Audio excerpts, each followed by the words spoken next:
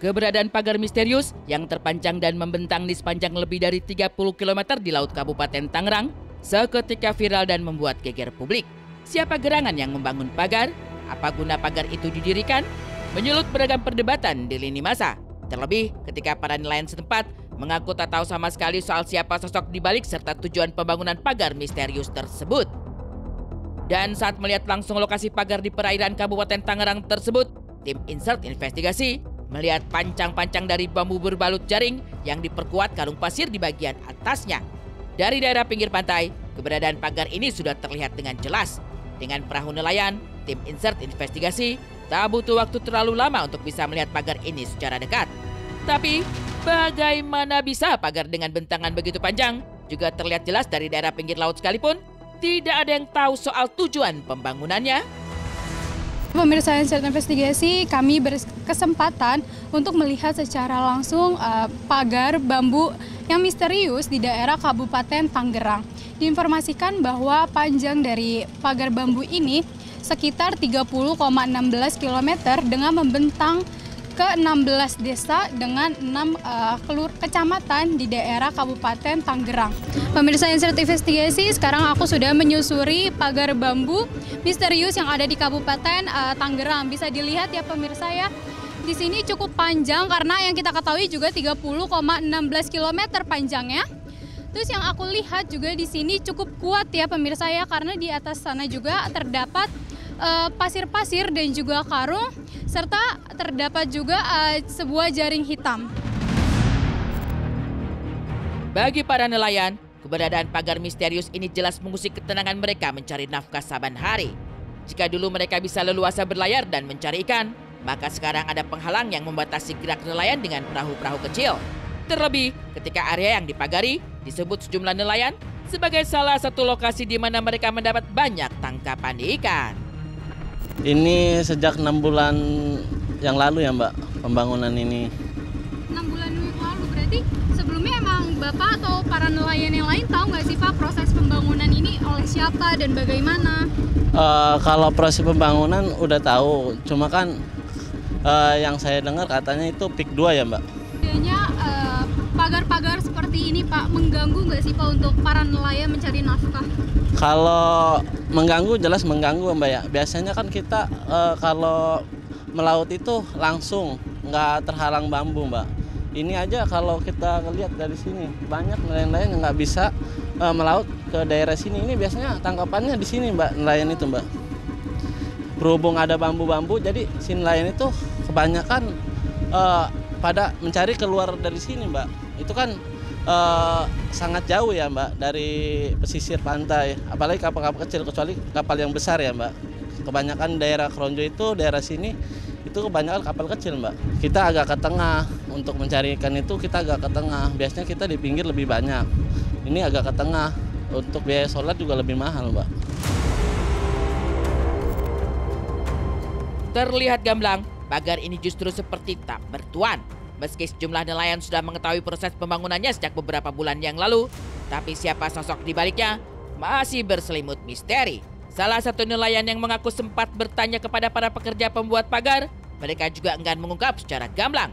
Entah itu soal mandor ataupun tentang tujuan pembuatan pagar pembatas dengan panjang lebih dari 30 km tersebut. Bahkan sejumlah kementerian yang terkait seperti tak bisa menjawab secara lantang tentang keberadaan pagar tersebut. Kurang tahu ya, siapa? Kalau untuk kegunaannya gitu, mungkin Mas tahu nggak sih Mas untuk apa ini?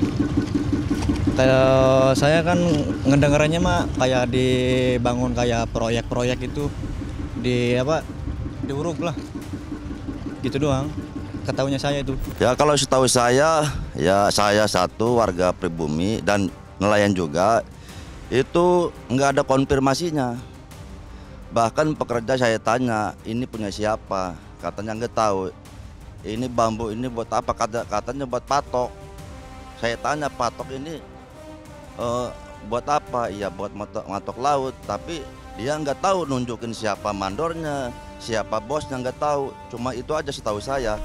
Terus ini ada pagar misterius sepanjang 30 meter di pesisir Kabupaten Tangerang. Itu kalau dari Tata Ruang gimana Gus? Pagar misterius. Dipagarin Pak, di pesisir utara pemagaran laut dipasang? Pemagaran laut dipasang, saya belum tahu, saya belum menemukan, aku belum cek. Saya nanti akan saya pelajari dulu ya sebelum saya bisa berkomentar. Termasuk yang taperan, nanti saya akan cek apa yang disampaikan oleh Pak Menteri karena tadi nggak datang di sini. Meski di antara bentangan pagar bambu ini masih terdapat sejumlah sela-sela yang bisa dilewati nelayan dengan perahu kecil, tapi tetap saja dampaknya begitu besar. Ruang gerak mereka benar-benar terbatas. Bukan hanya soal hasil tangkapan yang disebut menurun drastis, pengeluaran mereka pun jadi berlipat ganda. Untuk solar, mereka harus merogoh kocek 2 kali lipat dari biasanya. Karena waktu kita sejak dulu jarak yang ditempuh itu minimal 10 liter, jadi mencapai 20 liter. Jadi sangat merugikan. Ya jelas dong, jelas mengurangi. Sangat sulit kita untuk mencari ikan. Ya karena apa? Karena kalau perahu gede mah kan tetap kan adanya di tengah. Kalau perahu kecil kan ada di bibir pantai. Jadi susah kita untuk mencari ikan. Iya, bisa dibilang kayak gitu, merugikan untuk masyarakat kecil gitu, buat nyari-nyari makan, buat keluarganya kan, yang punya anak istri gitu kan. Susah kalau misalnya ada kayak gini mah, gitu loh. Susah untuk mencari ikannya, terhalang gitu, terhalang oleh kayak ginian. Ya paling kecil ya 200.000 gitu per hari gitu. Kalau ya masih sepi gitu ikannya, ya paling 50.000 lah. Contohnya kayak sekarang gini masih 50.000 ya karena ada bambu-bambu seperti ini. Iya. Dianggap merugikan nelayan, viral keberadaan pagar misterius di perairan Kabupaten Tangerang membawa Kementerian Kelautan dan Perikanan turun tangan. Meski masih berupaya mengidentifikasi pelaku yang membangun pagar laut sepanjang 30 km lebih tersebut, tapi pihak KKP menyebut bahwa pembangunan pagar tersebut ilegal alias tanpa izin sehingga disegel. Jika tidak dibongkar dalam rentang waktu 10-20 hari, maka pihak KKP akan melakukan pembongkaran secara paksa. Siang tadi sampai sore kita melakukan penyegelan